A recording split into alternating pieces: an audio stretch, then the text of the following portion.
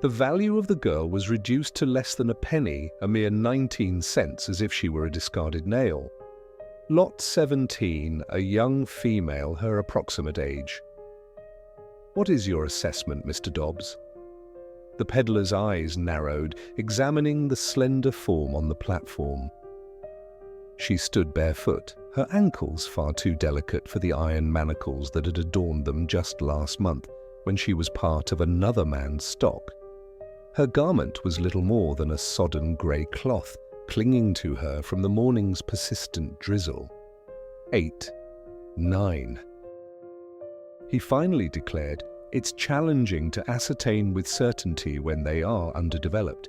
She doesn't present as particularly robust." The assembled throng stirred. Most of the men held no interest in such diminutive individuals. A boy could mature into a capable farmhand. A girl might serve in the fields, or worse. Yet considerable time and sustenance were required before either could yield a profitable return. And this child, this one bore a vacant gaze, an expression that suggested a prior attempt to push her into adult labor, an effort that had nearly extinguished her spirit. Up close, her eyes were the only feature that seemed untouched by weariness. They were disproportionately large for her face, dark and unwavering, absorbing every detail without offering much in return. When the peddler's associate roughly grasped her chin, forcing her head to turn from side to side, she offered no tears. She simply observed the parade of men scrutinizing her, as if she were the sole individual present who truly understood the stark implications of the numbers displayed on the slate. "Mother deceased," the peddler announced. Acquired as part of a debt settlement, the prior proprietor permitted her to grow largely untamed. She could potentially be trained for domestic duties, or perhaps be employed for light agricultural work. "Her potential for childbearing in a few years," he remarked, his tone akin to someone identifying a sapling with future promise. A few men emitted soft chuckles. One grumbled, "I'm not expending valuable currency to sustain another man's failures." At the periphery of the gathering, Henry Caldwell shifted his stance between his worn boots, attempting to suppress thoughts of his own impending difficulties back at the plantation. The folded correspondence in his coat pocket pressed against his chest. Another communication from the bank, their courteous phrasing masking severe financial stipulations. Interest rates, collateral requirements, the sort of language that left a man feeling like parched land, cracked and on the verge of disintegration. He had not journeyed into town with the intention of acquiring anyone. His purpose was to discuss an extension on his loan with Mr. Hathaway at the bank. However, Mr. Hathaway's engagement in other matters had caused a delay, and the auction house possessed a peculiar allure, drawing individuals in while they waited. It was more a matter of ingrained habit than genuine desire. "Proceed, gentlemen," Dobbs called out. "She may be diminutive, but she is structurally sound. No apparent physical imperfections, her teeth appear adequate. You can clearly see she possesses all her digits." He gently lifted the girl's hand, spreading her fingers to display them to the onlookers. Something minuscule, soiled and frayed, stirred at her wrist. A length of twine with a small fragment of fabric attached. The remnants of a long-forgotten ribbon or marker. Before Henry could discern more, the peddler let her hand fall. "Who will initiate the bidding at $2? Dobbs inquired. A hushed silence, a discreet cough, a burst of laughter, a splatter of expectoration into the mire. The rain intensified, a steady drumming on hats and shoulders. "Very well then," Dobbs conceded, forcing a smile. $1. "You will not find a more economical lot today. Nothing." The girl shifted her weight. The wooden plank beneath her feet gave a faint creak. She gazed out at the sea of faces, finding no softness there. If apprehension resided within her, it had long since learned the art of profound stillness. Henry's attention drifted back to the crumpled missive within his pocket. A single dollar felt as insignificant as 100 when a man found himself short on every crucial obligation. Nevertheless, a sensation akin to shame crept up the back of his neck as he observed the absence of any raised hand in support of a living child. Dobbs, wiping rain from his eyes, declared, "Come now, gentlemen, let us not be recalcitrant. Who will commence with 50 cents? A man near the front snorted derisively. "She's not worth the bother," he stated. "I have dogs at home. They consume more than she will ever be worth." A wave of amusement rippled from somewhere behind Henry. Another voice drawled, "I'd take her for 20 cents simply to keep the flies away from your platform." "I sold you a broom for that amount yesterday," someone else chimed in. The jests accumulated, cheap and effortless, each one diminishing the girl's sense of self-worth, eroding any lingering perception of her humanity. Henry shifted again, a prickle of annoyance now surfacing. This was not compassion, it was a different form of unease, the kind that arose when one witnessed a spectacle too closely mirroring their own anxieties. He was weary of hearing figures attached to items he could scarcely afford. Tired of observing the bank's assessment of his value, item by item. His hand rose before his decision was fully formed. 19 cents, he announced, his voice piercing through the general din. The yard fell into a silence disproportionate to such a paltry sum. Dobbs blinked in surprise. "Come again, Mr. Caldwell." 19, Henry repeated. "You wish to scrape the absolute bottom? You might as well do it with due diligence." "I will take her for 19 cents and save you the expense of feeding her for another week." A few men chuckled, this time with an undercurrent of grudging admiration.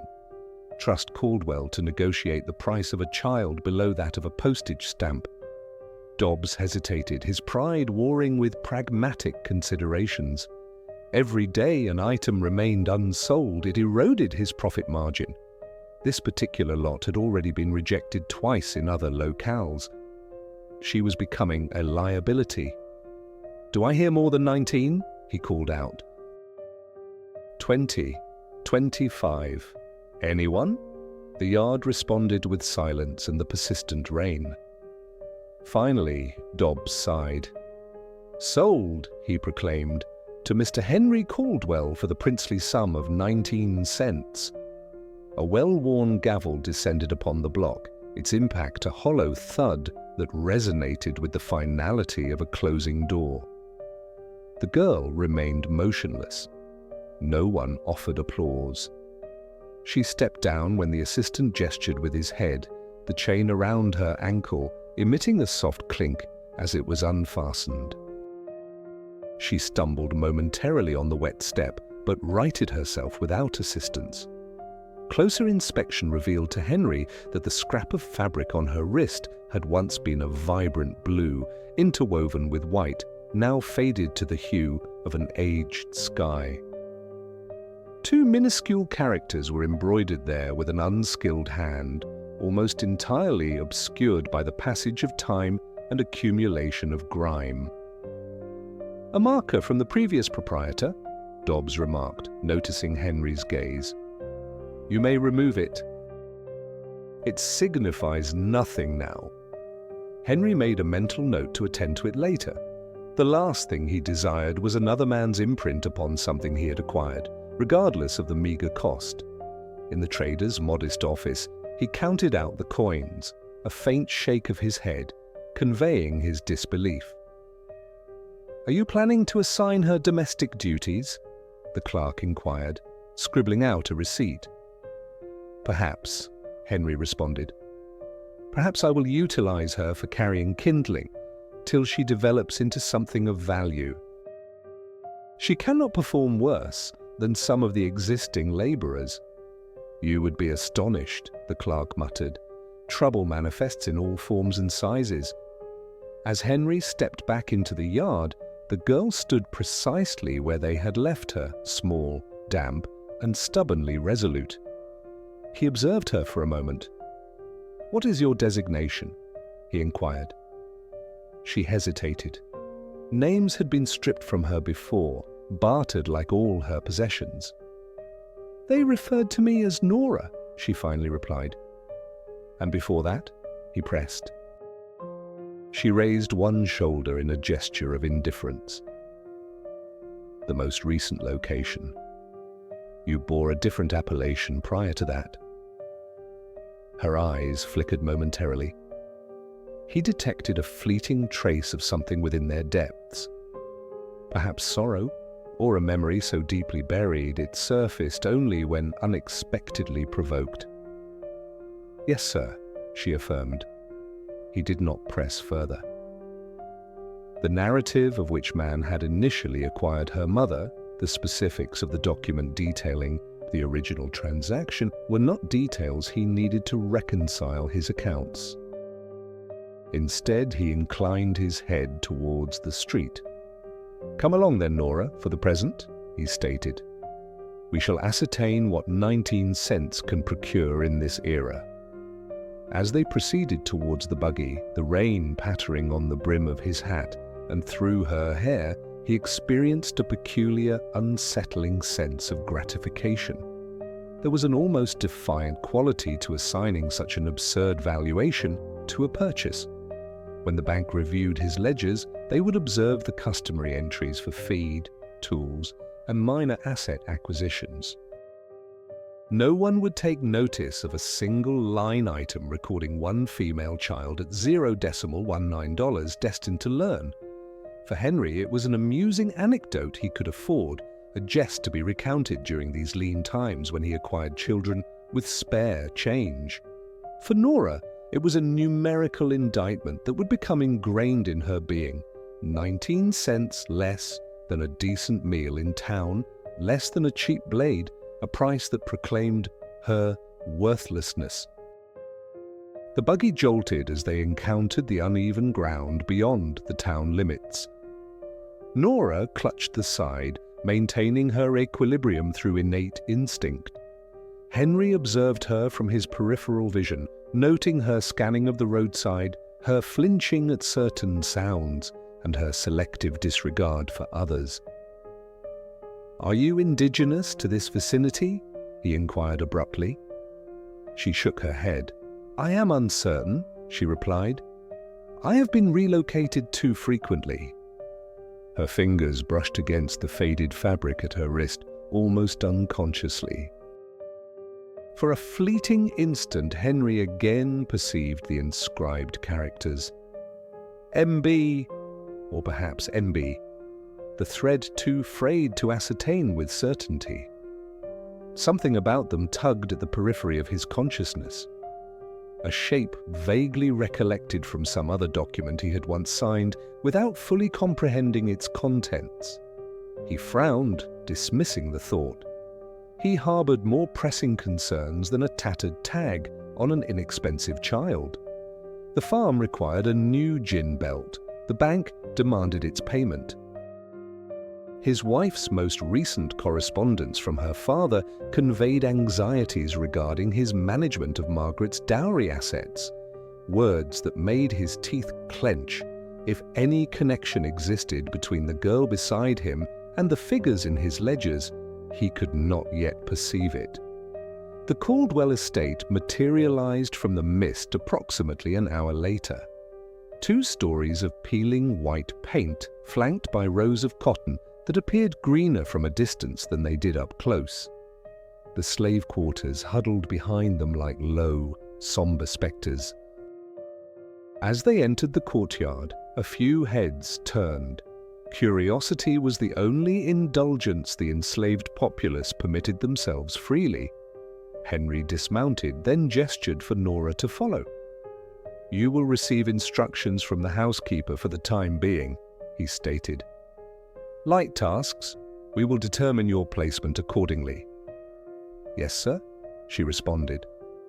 As he handed her over to the older woman at the kitchen entrance, he noticed the housekeeper's eyes narrow almost imperceptibly at the sight of the girl's countenance. "What is it?" he inquired, his tone sharper than intended. "Nothing, sir," the woman replied hastily.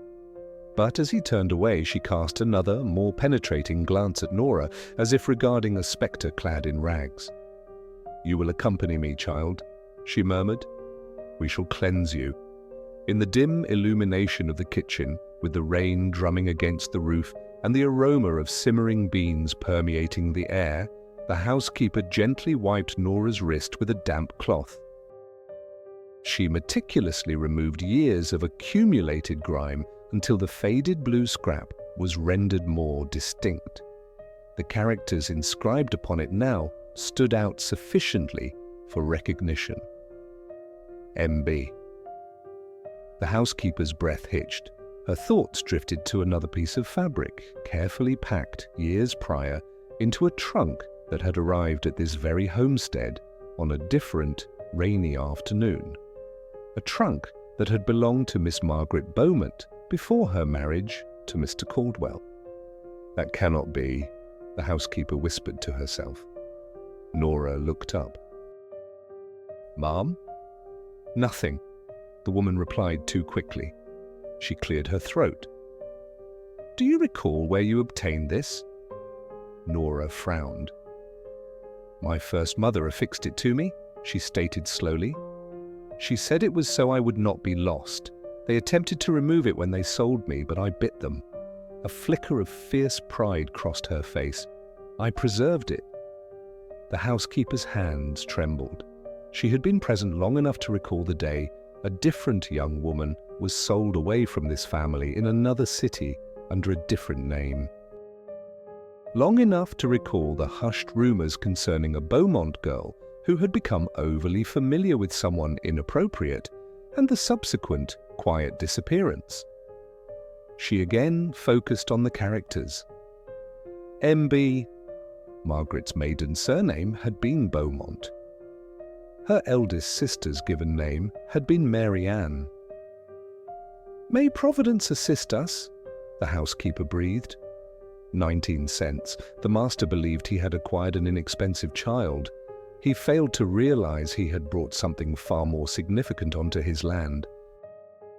A living fragment of his wife's family history, tethered by a scrap of cloth, carrying a connection every ledger in this town had sought to erase. Hester did not sleep that night. She lay on her pallet near the kitchen door, her eyes wide open, her ears attuned to the familiar sounds of the old house. Mice scurrying within the walls, the wind caressing the shutters, the occasional cough from the quarters. Yet her mind was transported to another era, another locale, observing a different young woman stepping into a carriage, a trunk, adorned with a blue, striped ribbon tied around its handle. Mary Ann Beaumont, Miss Margaret's elder sister, had been laughing that day. Laughter invariably surrounded her. She would laugh when her mother chided her, laugh when her father cautioned her against certain associations unsuitable for a lady. She even laughed when Hester had whispered, "Miss Mary Ann, please be prudent. Young ladies of your station do not toy with fire without incurring burns." Then one day, the laughter ceased. Whispers ensued behind closed doors. Visits from a physician, from a clergyman, from men whose pronouncements carried the weight of shame and consequence. Mary Ann's abdomen began to swell, and then, without warning, she was gone, dispatched to visit relatives for a season that stretched into a full year. When she returned, thinner and subdued, a new sternness resided in Mr. Beaumont's gaze, and a new directive was imposed within the household. No mention was to be made of that particular year or any events pertaining to it ever again. Hester had not seen the infant. She had only heard a muffled cry one night, through the adjoining wall and observed the following morning a small bundle being carried out through the rear entrance. A scrap of blue striped cloth had briefly adorned the blanket before vanishing into the departing carriage. Now, years later, she stared at the identical pattern tied around the wrist of a slave child. The thread was of lesser quality, the fabric more worn. "But the stripes are still the same," she informed Nora, her voice more strained than she intended. "I am attempting to discern." Nora did not fidget. She was accustomed to other individuals manipulating her as if she were an inanimate object. "My mother," she reiterated, the first one. She worked inside a residence, not in the fields. She said this signified that I was not to be misplaced or forgotten. "Did that prove beneficial for her?" Hester inquired, before she could restrain herself. Nora's eyes became vacant. "They sold her," she stated. "And me afterward. So I suppose not." Hester released the child's wrist. "You are to keep that on," she instructed. "Regardless of who tells you otherwise, do not remove it. Do you understand?" "Yes, ma'am," Nora replied, surprised by the intensity of the directive. "Now be silent," Hester commanded. "We have work to attend to in the morning." But when morning arrived, Hester's initial errand was not to the hearth. It was to the main residence. She waited until she heard Mr. Caldwell depart. Off to contend with the bank once more, no doubt. His departure left the house feeling less constricted, as if a belt had been loosened a notch. The instant the sound of his horse's hooves faded down the lane, Hester wiped her hands on her apron and ascended the rear staircase. She found Margaret in the sitting room, a book open on her lap, her eyes fixed on the page. The mistress looked up as Hester entered. "Yes?" she inquired. "Is there some difficulty in the kitchen?" "Not in the kitchen, ma'am," Hester replied. "In the yard, perhaps? In the past, most certainly." Margaret's brow furrowed. "You speak in riddles, Hester." "I speak of threads, ma'am," Hester stated, drawing nearer. "Threads from a fabric I have encountered previously." She held up her own work-worn hand and mimed a band around her wrist. "Blue stripes," she said, "white in between, 2 letters stitched, clumsily but lovingly, M and B." Margaret's complexion drained of colour with astonishing speed. Hester thought she might faint for a moment. "Where did you see that?" she whispered. "On the new girl the master brought home last night," Hester replied. "The 19-cent child, he named her Nora." Margaret closed the book, her fingers pressing firmly into its cover. "You must be mistaken," she stated automatically. "Perhaps," Hester conceded aloud. "But I have seen that cloth before on a trunk. What returned without the baby who departed with it?" The air between them grew thick. "You are speaking of my sister?" Margaret finally stated. "Of Mary Ann," Hester inclined her head. "I was present then," she affirmed. "I recall the physicians, the visit to relatives, the way your mother ceased permitting her to venture out unsupervised, and then her subsequent departure, this time quietly. And that bundle was taken out the rear door, bearing a scrap of sky attached." Margaret's jaw tightened. "My father handled the matter," she said stiffly. "Arrangements were made.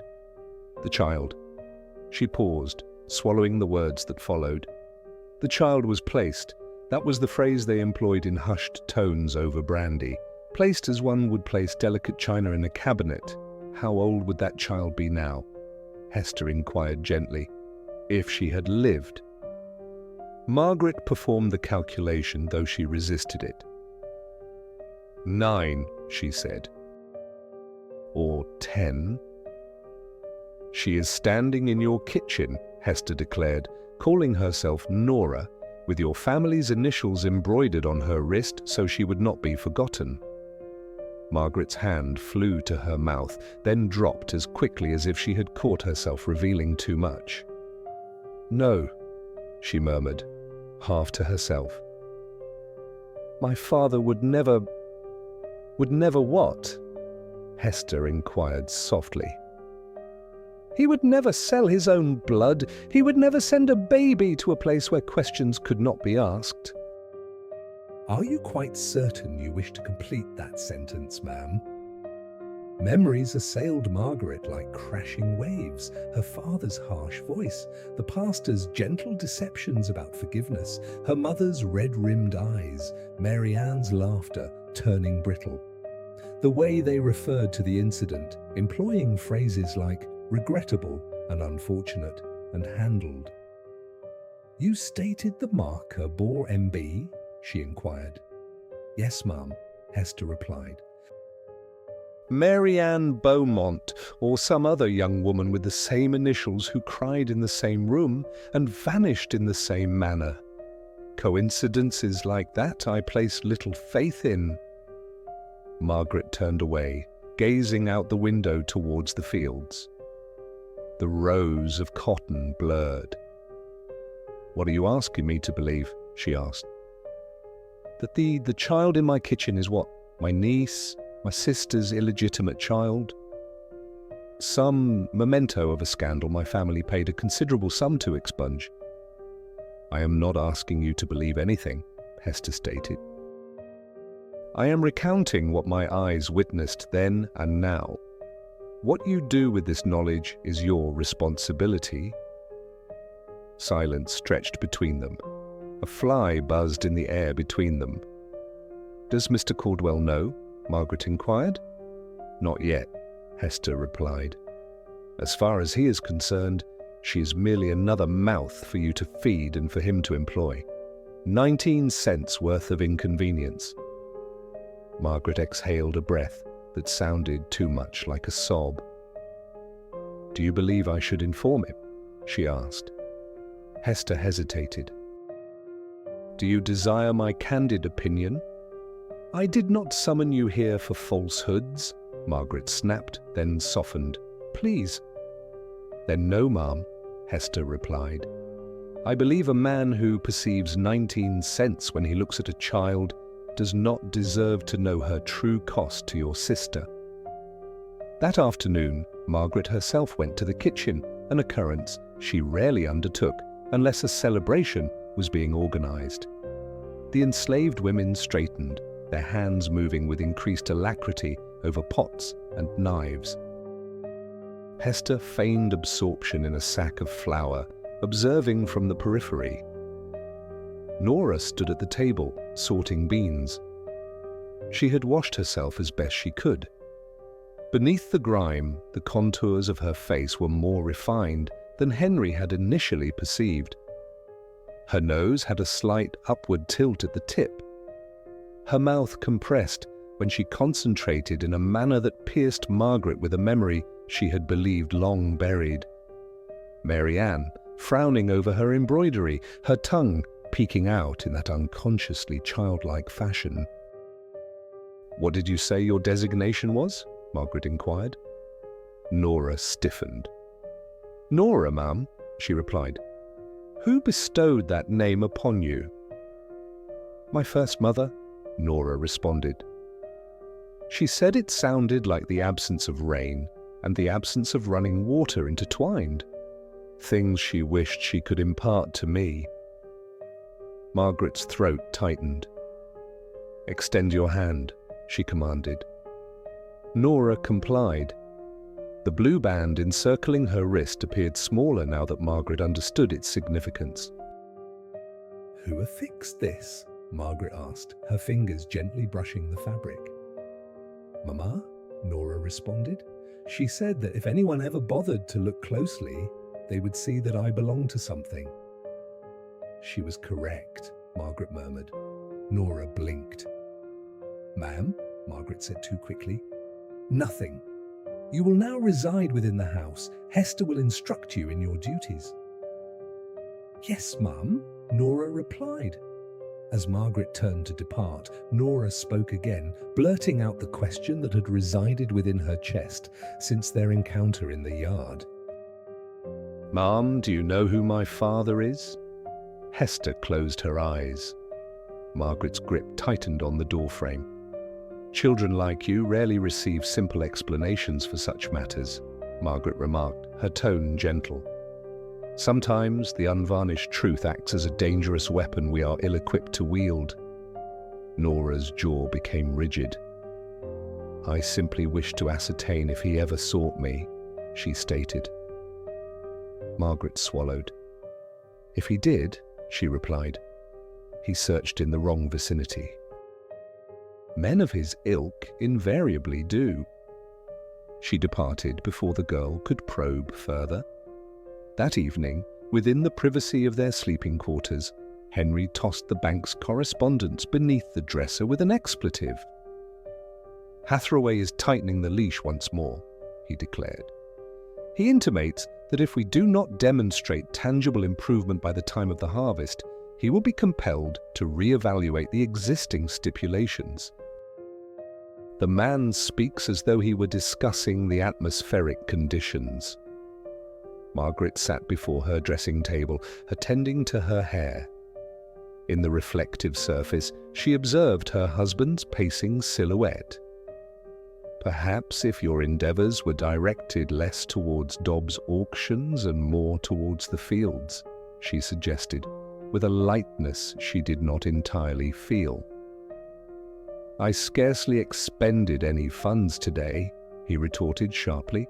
"I acquired that young girl for less than the price of a cup of coffee, a bargain cheaper than a fence post." "She might even prove to be of some utility." "Is that how you quantify worth?" Margaret inquired. "By the expenditure incurred for acquisition." "Indeed," he affirmed unequivocally. "Is that not precisely how your esteemed father assesses every resource he extends to us?" The mere mention of her father caused her to wince. The man who had managed Mary Ann's predicament, the man whose financial backing Henry was now precariously dependent upon. "You bestowed a designation upon the child?" Henry inquired, his words more a filler for the silence than a genuine expression of curiosity. "She already possessed one," Margaret responded. "Nora."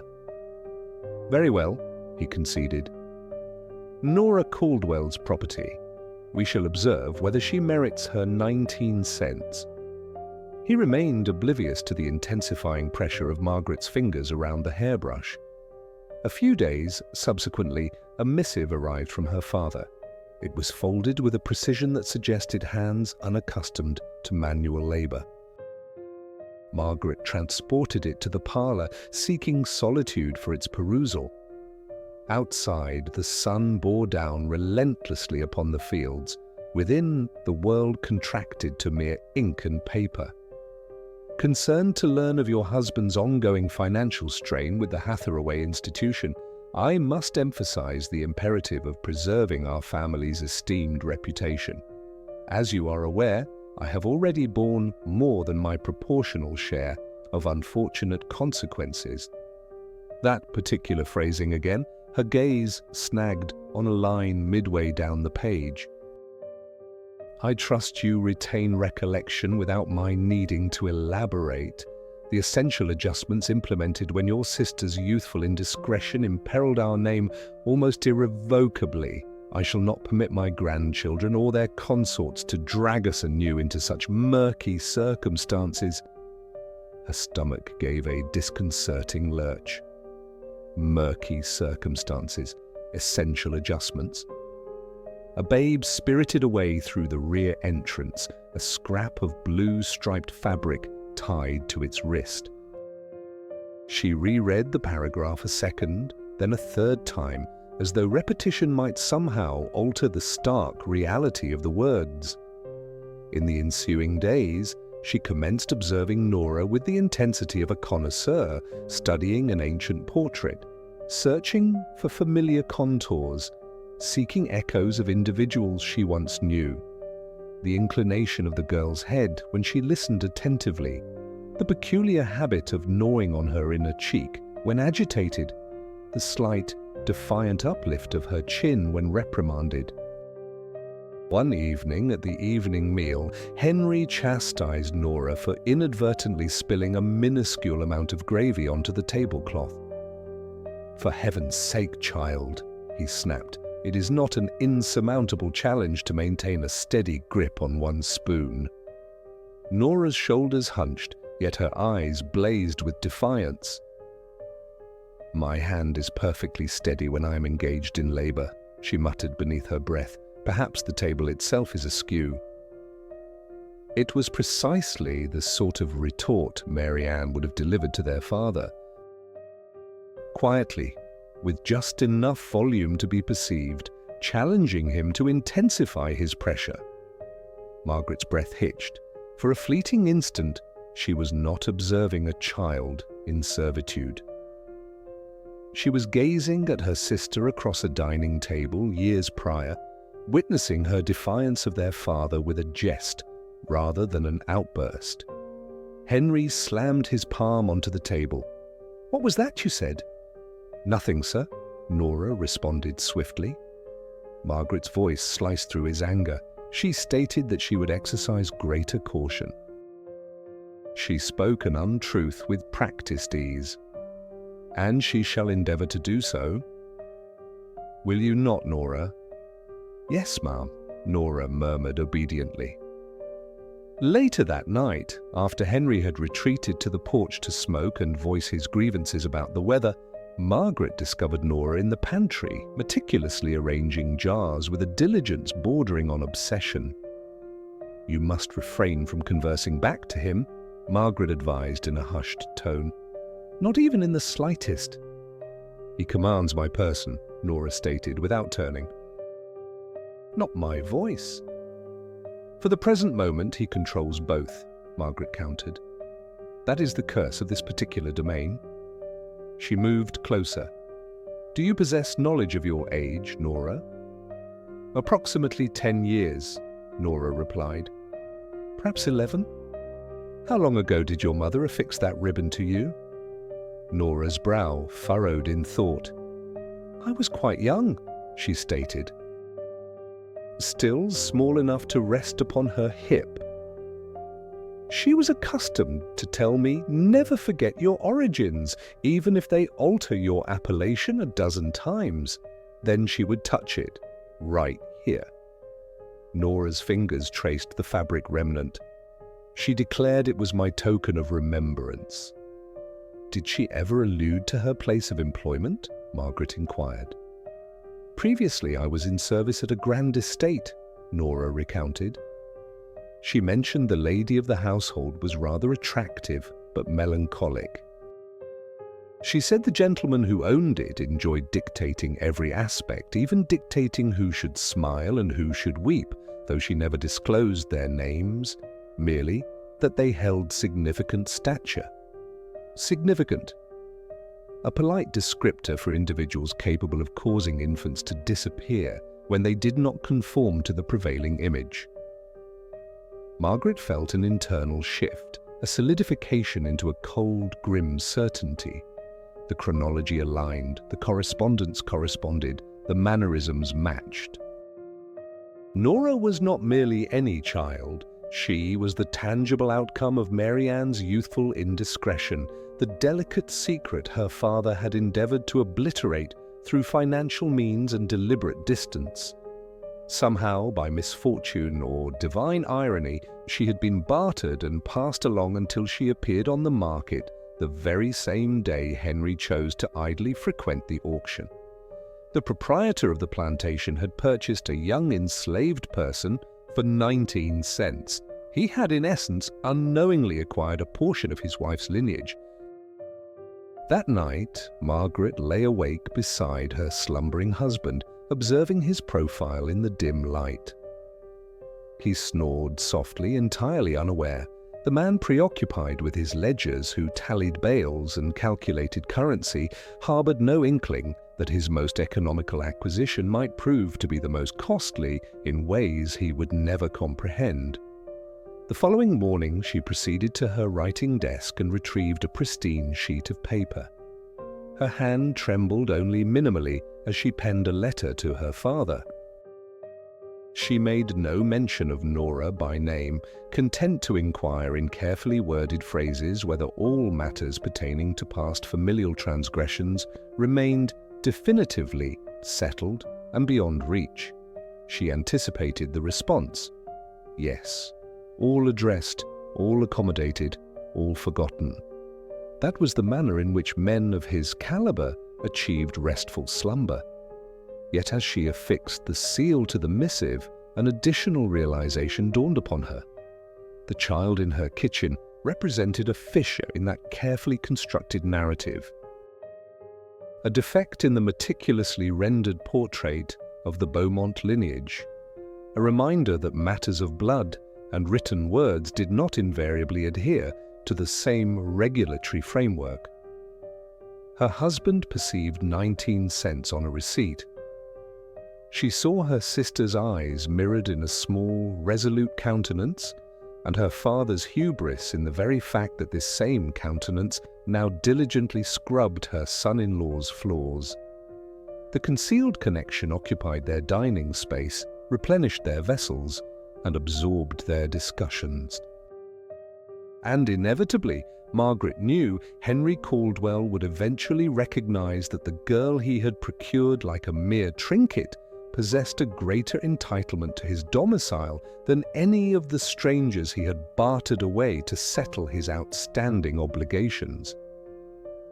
The sole uncertainty was his eventual reaction. Henry perceived the issue with the same tardy realization a man recognizes a leak, far too late and all at once. It began subtly.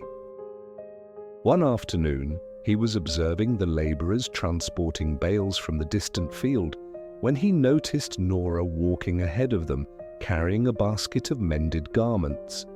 The sunlight struck her in a particular way, illuminating the side of her face, the tilt of her chin, the determined set of her mouth as she squinted into the brightness.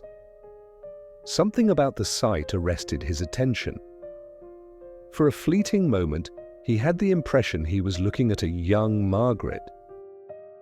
Not the woman presently within his household, rigidly shaped by duty and disappointment, but the more youthful version he had married. Quicker to smile, sharper in her wit, less adept at suppressing her frustrations. The moment dissolved. He shook his head, annoyed with himself. Individuals often perceive what they anticipate seeing. Had he wed a farm girl instead of a merchant's daughter, he would likely be encountering her likeness in every milkmaid he encountered. However, the sensation persisted. At supper, as Nora refilled his coffee cup, the way she shifted her weight struck him as distinctly Beaumont, her hips steady, her shoulders erect, possessing a certain unconscious elegance he had always associated with distinguished lineage, a phrase his father-in-law favored. He was not the sole individual to observe this.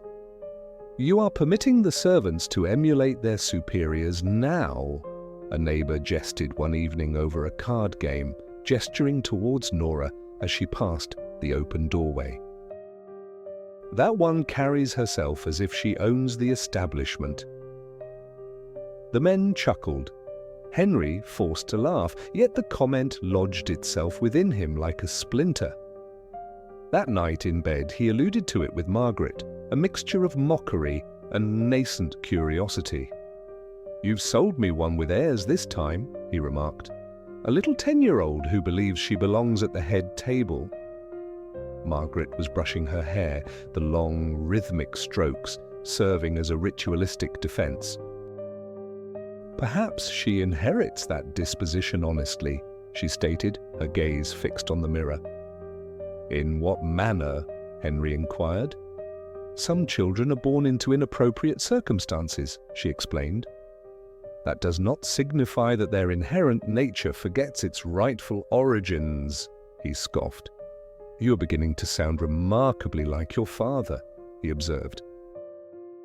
all that discourse regarding lineage, stock, and superior breeding. "If I sounded like my father, Henry," she responded with measured calm, "that child would currently be registered on another man's ledger, far removed from here, where her features could not provoke inquiry." The remark struck him unexpectedly. He rolled onto his back, his eyes fixed on the ceiling. "What sort of inquiries?" he asked after a pause. Margaret's brushing slowed. "Regarding why a young girl from obscurity is attired in fabric that appears to have originated from a Beaumont chest," she replied. "Regarding why her deportment mirrors that of members of my family who have never set foot upon this estate." He frowned. "What fabric are you referring to?" "The band around her wrist," she elaborated. "You failed to notice it." "I observed a soiled strip of cloth," he stated dismissively. "He declared it inconsequential. He professes many things," Margaret murmured. "Typically, whatever facilitates a transaction most expeditiously." A silence descended between them, laden with unspoken narratives. "What precisely are you implying?" Henry inquired. Margaret set down her brush. "I am implying," she began deliberately, "that if you are inclined to procure children at auction for negligible sums, you ought, at the very least, to examine your acquisitions with greater scrutiny.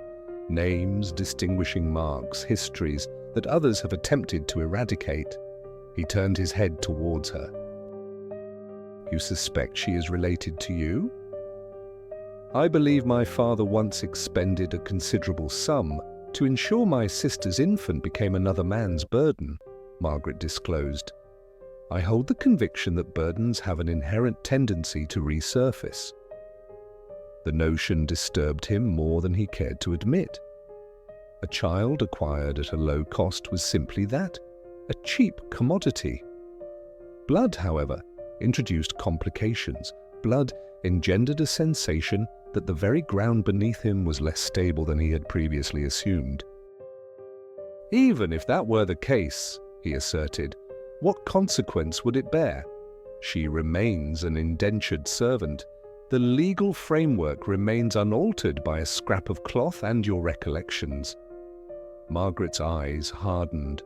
"The law is not the sole accounting system that holds significance," she stated. "Certain accounts are maintained elsewhere." He rolled his eyes, but his sleep was restless. A week later, the financial institutions made their demands known. Mr. Hathaway arrived in a meticulously polished carriage, his boots devoid of any dust and carrying a leather case that likely surpassed Nora's entire purchase price in value. He occupied Henry's study, his thin fingers riffling through ledgers, his lips pursed. "Your financial standing is stable," he declared at length. "However, it is precariously so. Any disruption, a poor harvest, a sickly mule, a damaged gin belt, and these figures could shift unfavorably. I require assurances." Henry responded, "You have received your interest payments." "You have received principal when I could afford to remit it. You have consumed my sleep and eroded my stomach lining. How much more do you demand?" Hathaway regarded him with the detached air one might afford a draft animal complaining about its yoke. "The institution requires security," he stated. "We are currently managing several delinquent accounts.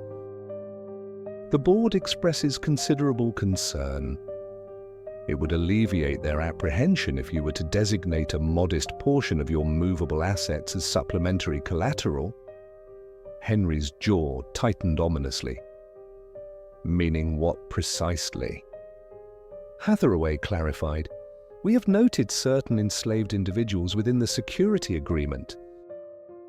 They remain under your custodianship as long as your payments are current, naturally, but should circumstances deteriorate, the institution retains primary claim." The term collateral had evolved into a kind of ominous pronouncement throughout the county. Individuals uttered it in hushed tones over their whiskey, as if attempting to ward off its influence by naming it.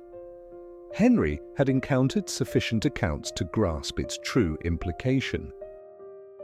When financial projections faltered, human bodies were invariably the initial assets to be converted into currency. "I have already pledged land," he protested. "Land is a protracted asset to liquidate," Hathaway countered, "and the board is apprehensive. A small contingent of younger enslaved individuals possessing desirable characteristics and potential would significantly reassure them." Henry's gaze involuntarily flickered towards the window. Through the glass, he could discern the side yard where Nora was engaged in hanging damp laundry, her arms extended to grasp a sheet, her face etched with concentration. Hathaway followed his gaze. "That young girl, for instance," he remarked casually. "Healthy, compliant, raised within the household. In a few years, her utility will undoubtedly increase." Henry stiffened perceptibly. "She is newly acquired," he stated, "barely integrated." "All the more advantageous," Hathaway responded. "Less encumbered by established connections." The observation struck a discordant chord, more than it should have. Henry recalled nights he had observed Nora moving through the house, reassuring himself that it was merely a proprietor's assessment of his inventory. "She cost me a mere 19 cents, he stated gruffly, "all the more reason to formally register her." Hathaway elaborated, "Your potential loss is minimal should we be compelled to seize her. The institution, conversely, gains a valuable asset for auction." The logic possessed a brutal pragmatism. Henry's liabilities far exceeded the 19 cents. The girl had been an impulsive acquisition, a jest. Why not formalize her contribution on paper? "Proceed with listing her then," he conceded, the words carrying an unexpected weight. "Nora, female child aged 10 or 11, domestic training." Hathaway offered a thin smile. He opened his briefcase, extracted a fresh page, and inscribed her name with meticulous penmanship. "You possess others within that age bracket?" he inquired. From the doorway, a throat was cleared. "Margaret?" "I believe that will suffice for the present moment," she announced. Hathaway rose, his polished smile firmly in place. "Mrs. Caldwell, it is always a distinct pleasure," he stated. She offered no reciprocal pleasantry. "Your pleasure incurs a significant cost for us," she declared. "I trust the institution finds solace in its slumber." "The institution does not sleep," Hathaway responded, attempting a jest that fell flat. After his departure, the atmosphere within the house felt as though it had been immersed in something acrid. Henry moved restlessly from room to room, voicing his displeasure regarding interference and wives who possessed insufficient understanding of fiscal matters. Margaret waited until his agitation subsided. Subsequently, she sought out Nora. She discovered the girl in the yard, her gaze fixed upon the sky as if attempting to discern whether the clouds portended rain or merely an intensification of the existing heat. "Come inside," Margaret beckoned. "We need to converse." Nora's shoulders tensed. "Have I committed an infraction, Mum?" "You were perceived by the wrong individual at the inopportune moment," Margaret stated firmly. "That is sufficient." Within the parlor, she seated the girl and proceeded to explain as gently as one can articulate something inherently harsh, the implication of the term collateral. "It is akin to being placed on a roster, is it not?" Nora inquired slowly. "Indeed," Margaret affirmed. "A roster from which the sheriff might be dispatched if financial obligations are not met." Nora's hand instinctively moved to her wrist, her fingers rubbing the fabric. "I have already been subjected to numerous rosters," she whispered. "I am aware," Margaret replied, "and my awareness extends further than Nora could possibly comprehend." "Can he lawfully execute such an action?" Nora questioned. "To list me on a document with the bank, as if I were a mere sack of grain?" "He possesses the legal authority," Margaret confirmed. "He has done so?" Nora's jaw clenched. "Then what is the purpose of this?" she demanded, tapping the ribbon. "My mother said this would ensure I did not become lost." "It has guided you thus far," Margaret responded softly. "Until this juncture, it has brought you as close to your point of origin as this world permits." Nora's eyes flashed with a sudden intensity. "You mean here?" she asked. "With you?" Margaret paused, then nodded. "Yes," she confirmed. "With me, with us." "Then what will you do about it?" Nora inquired. Such a question would have elicited a severe reprimand in most households. Here, it merely hung in the air between them, raw and honest.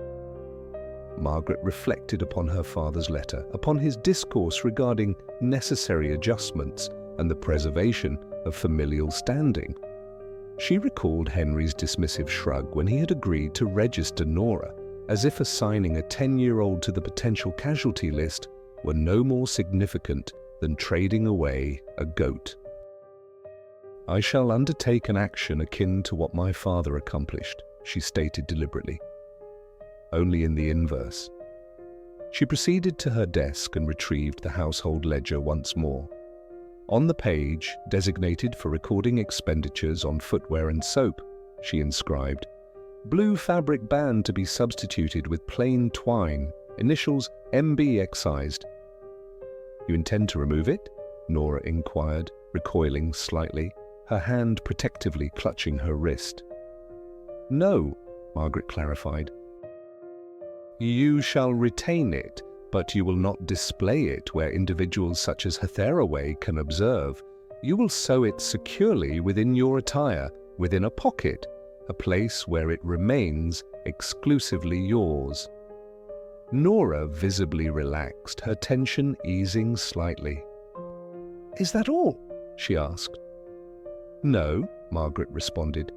"I shall also relocate you." "Where?" "To the laundry establishment," Margaret clarified. "You will sleep amongst the women there. On the official records, you will be designated as assigned to support duties for the fields. Should Mr. Hathaway dispatch an individual to enumerate the assets he has claimed, they will be seeking a domestic assistant by the name of Nora. I shall ensure they do not locate such an individual." Nora's brow furrowed. "You possess the capability to implement such a measure?" "I am the mistress of this residence," Margaret declared, a steely pride infusing her words, entirely divorced from her husband's authority. "I am cognizant of every occupant's sleeping arrangements and the location of every document. Men such as Hathaway perceive this as my aptitude for arranging floral displays for their offices. They neglect to consider that it also signifies my capacity for misplacing items they believe they possess." That night, concealed by the cloak of darkness and the customary creaks of aged timber, the Caldwell household enacted its own clandestine act of defiance. Hester, within the confines of the laundry room, lit a candle and meticulously began unpicking the stitches of Nora's ribbon. "Remain still," she murmured. "We must exercise caution to avoid tearing it now. It has served its purpose for an extended duration to be discarded carelessly."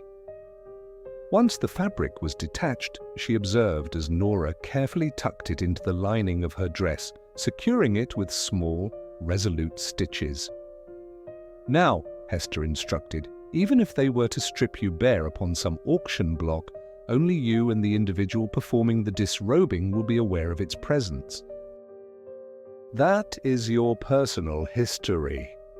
Guard it with discretion." Back within the main residence, Margaret opened Henry's ledger. she located the entry Hathaway had penned. Nora, female child, collateral.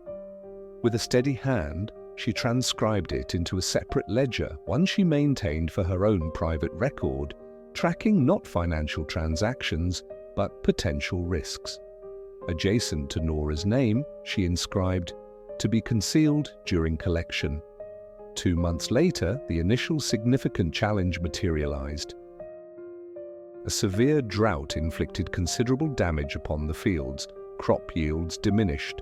The figures within Hathaway's ledger behaved as figures invariably do when rainfall is insufficient. They betrayed those who relied upon them. A communication arrived, formal and chilling. In light of your persistent financial vulnerability, the institution will dispatch an agent to conduct an inspection of the collateral enumerated under your loan agreement. Henry uttered a barrage of curses for a full hour. Margaret felt the impact of the news resonate deeper in the very seat of her apprehension. The agent arrived on a bright, unyielding morning. He wore a coat similar to Hathaway's and carried an identical notebook. He meticulously surveyed the rows of crops, tallied the number of laborers, and made notations that only he could decipher. "And the girl?" he inquired eventually, consulting his list. "House servant, age 10, Nora, listed as collateral A." Henry gestured vaguely towards the house. "Indoors, I presume," he stated. "Inquire with my wife. She manages the domestic staff." The man approached the rear entrance. Hester met him with an unyielding posture and hands adorned with flower petals. "Neither girl answers to that designation," he announced, referencing the list. "House servant, Hathaway's list." Hester wiped her palms on her apron, buying time. "We have more than one young girl of approximately that age," she stated. "Perhaps the mistress can assist you." Margaret appeared before he could insist on entering. "Is there a problem?" she inquired. "Merely confirming collateral, ma'am," the man responded. "The bank's records indicate a house girl named Nora, approximately 10 or 11 years of age, is in service here." Margaret's expression shifted to a semblance of polite bewilderment. "You must be working with outdated data," she stated calmly. "We do have a young lady fitting that description, but she has only recently been moved up from the servants' quarters. She's far too young for strenuous household duties just yet." Hester, catching the intended meaning, chimed in. "That's quite correct, ma'am. Are Nora's contributions truly so meagre they're barely worth a cleaning rag? I'm certain Mr. Hathaway was referring to one of Mr. Caldwell's more senior young ladies, perhaps Millicent or Rose. They've been part of the household staff for a considerable duration." The representative's brow furrowed, and he consulted his document. "The record indicates a recent acquisition of a juvenile suitable for domestic servitude. Are you implying this Nora does not meet those qualifications?" "I am informing you," Margaret replied with practiced smoothness, "that should the institution wish to safeguard its financial stakes, it would be far more judicious to direct their attention towards the young men employed in the fields. They are robust, their capabilities are established, and their disposition into monetary assets would be considerably more straightforward without causing undue disruption to my domestic arrangements." The stark practicality of her suggestion carried a bitter undertone, yet she understood the prevailing mindset of individuals like him. Their perception of assets was tied to tangible commodities like agricultural yields and manual labor, not to young women adorned with delicate blue undergarments. The agent paused. The oppressive heat of the sun bore down and the days stretched on interminably. The financial institution did not offer additional compensation for engaging in protracted discussions with women of respectable standing regarding a single child, especially when numerous laborers were readily available for conversion into quantifiable financial figures. "Very well," he conceded finally. "We shall revise the inventory." His pencil moved across the page, its graphite scratching. Somewhere within the pages of his ledger, Nora's status as collateral vanished, supplanted by different designations. Names of men whose countenances Margaret deliberately avoided visualizing with any degree of clarity. She knew she would eventually bear the consequences of this decision, along with the burden of numerous sleepless nights. Upon his departure, Mr. Hathaway's representative was under the distinct impression that he had solidified the bank's claims. Henry, conversely, believed he had successfully averted a more dire consequence. Only 3 individuals possessed a true understanding of the events that had transpired: Hester, who had already witnessed the devastating sale of one young girl and was resolute in her refusal to permit another to be taken without a struggle; Margaret, who had dedicated a lifetime to orchestrating lives to conform to men's financial records, and had, for the first time, managed to orchestrate one around her own existence; and Nora, who still slumbered in the laundry quarters, a ribbon resting against her skin, and who marked each dawn she awoke on the same ancestral soil as a personal triumph, defying all predetermined lists that had decreed otherwise.